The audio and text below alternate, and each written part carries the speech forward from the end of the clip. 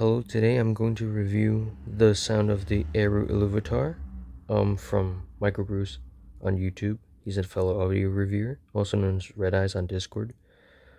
Um, by the way, before I get into any of that in my disclaimers, the reason why I have these in the video instead of the Eru Illuvitar is because these are some of the units, the transducers, that I have yet to review, even though I should have before I got the Eru, so that is my bad. I will review those and more. You'll just have to wait for them because, I took a break from the hobby and also, I procrastinate a lot. I do things at my own pace, so yeah, sorry about that. And also, um, disclaimer before I talk about the airy sound and all that, um, this is not the final retail version. Everything is not finalized except for the sound. The sound should be what the final product is. And also, this is my own unit. I bought it of my own money, although I was lucky enough to have the opportunity to do so from Michael Bruce. So thank you to Michael Bruce for that. Also, I'm not gonna hide it. I do talk to Michael Bruce on Discord. It's an audio server. We talk about audio. If you think that will influence the review, fair enough. That's at your own discretion. And also, I was not paid or influenced to say anything good or bad about this. All thoughts and opinions are my own. And without further ado, I will try my best to get to the sound. Bear in mind, I am unscripted. This is rambling. I have not done this in forever. Alright, so this will probably be way too long.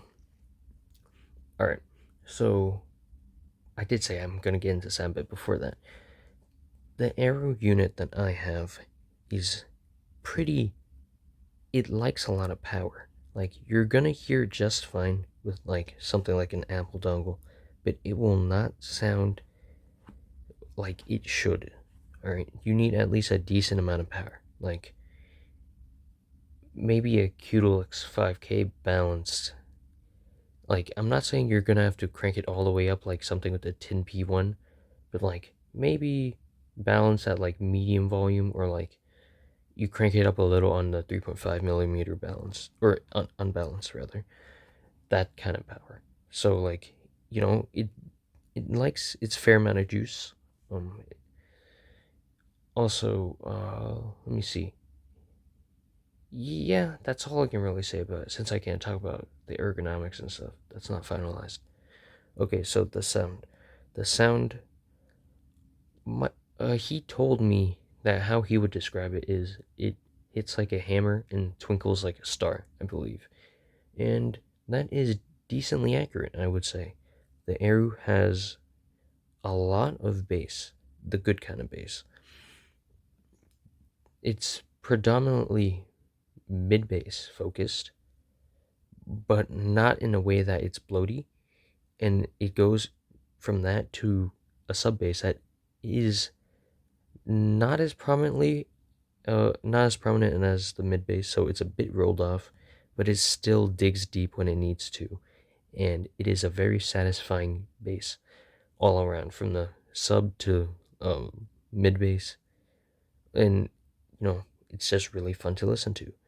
And transitioning from that to the lower mids are very full, rich. I like it, and you know, it's balanced along with like the upper mids, so it's like it gives a bit of ear gain, which is good. But it's not like peaky or anything. So if you don't like a lot of ear gain, like some of the Moondrop stuff, for example, you'll probably gravitate towards this kind of tuning. Um, I think he talked about the graphs looking more like one of the Sennheiser IEMs, the IE 900 or 600, one of those, in terms of like, uh, yeah, it's like less V-shaped or something. I don't remember, but yeah. So, and it transitions into the treble being decently. He said it was linear. I didn't do a sine sweep or anything, or sine generator, whatever. I didn't do that, so I'm not going to be able to confirm that way. There is a graph that Paul Wasabi took of the Eru. You can check it on hissquig.link. I might link in the description if I remember or care to, because you guys are smart. You guys can find it. Anyways, the treble is fairly extended up to like a certain point. Like there's a decent amount of air, and it lends to an airier presentation, which is I like a lot. Um, I actually, looking back on my EJ07 review, I would go a little bit harsher on that. Not lack of, well, yeah, it's kind of a lack of treble. Like it's not that well extended. Leads to a sense of like not stuffiness because it's still not stuffy. It's just not like the air that linear or extended treble can bring, which is is a point for the Eru. It's also not sibilant. It's just really, I think it helps with something that I'm going to mention in the technicalities part. But yeah, I like the tuning of the thing, of the Eru. It's pretty good. And moving on to the technicalities part, it is pretty gosh darn detailed. I'm not gonna lie. Um, as a guy who really enjoys detailed transducers, which is why I'm not gonna say I'm a budget snob, but like I can't be the guy who you know buys a bunch of budget IEMs anymore just so I can like ride the wave, because you know they're all getting to a point where it's all pretty solid in like the budget ranges, along with like the higher ranges slowly but surely. So like I I don't feel the need to review the budget sets, and yeah, their technicalities aren't like anything to speak about either. So like why would I review them like out of pocket, especially since I don't get review units. So there's that. And also sorry, I was off topic. I'm getting back to the technicalities. So it's very detailed. Um, it's also resolving as heck. Right, I like how it resolves. Um, he said it's one. It's like probably the most revealing IM he's heard, and I mean, I don't want to make that. I don't want to make that claim for myself since I didn't do like extreme A/B testing or anything, but it's pretty resolving as well. And the staging, pretty it's pretty wide for an IM. I'm not gonna say like it head stages like actual like a headphone, like outside of your head type thing, but it's pretty wide for an IM at least. And the thing that I actually like more, like it's not really the staging. The staging isn't like what I like about how it presents sound. It's the imaging. It makes me feel the sound more, and I think it's like partially part of the tuning as well. That has to do with it, as well as something else that Mike did to the sound, which I really enjoy. Let me see, timbre. Timbre. What did I say? I don't think I'd say it's the best per se. Maybe one of the buds I've tried have better timbre, but for an IEM, it, it's good. I don't have anything to complain about. It doesn't sound unnatural, artificial. It just sounds like sound, which is pretty much what you want from an IEM, to be honest. You don't want it to sound like, you know, like an IEM, because, you know, I have too many IEMs sounding like IEMs. You can tell it's, not the most natural, all that jazz.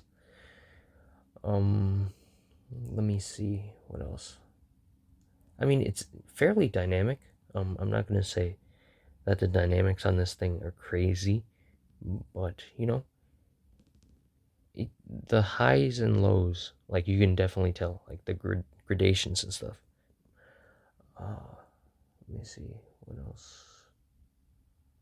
Oh, I forgot to talk about texture. Yeah. Sorry. This is supposed to be part of tuning, but I forgot. The bass texture of the Air is pretty good. I like it a lot, and there's also a lot of texture to vocals in the mids and stuff. Um, and oh yeah. I forgot to say this. Oh my god, my mind's all over the place. I'm sorry. It's just breaking life stuff got me confused. Um, the thing I was mentioning about the treble and being part of the technicalities is like it lends to like the resolving part. Um, it makes it seem like it's resolving better, but it still resolves a lot. So yeah. Um, Let me see what else. Yeah, I don't have much else. Hmm. Well, I guess that's it. Yeah, I'm done. Sounds good. I don't know how much it's going to go for. I think he said it's going to be like, well, I don't want to reveal for him. He's probably, I'm pretty sure he said in this video, so yeah. So just know that I do like the airy sound. I approve of it, and I hope it releases someday soon. So then you guys can try it out because it's pretty good.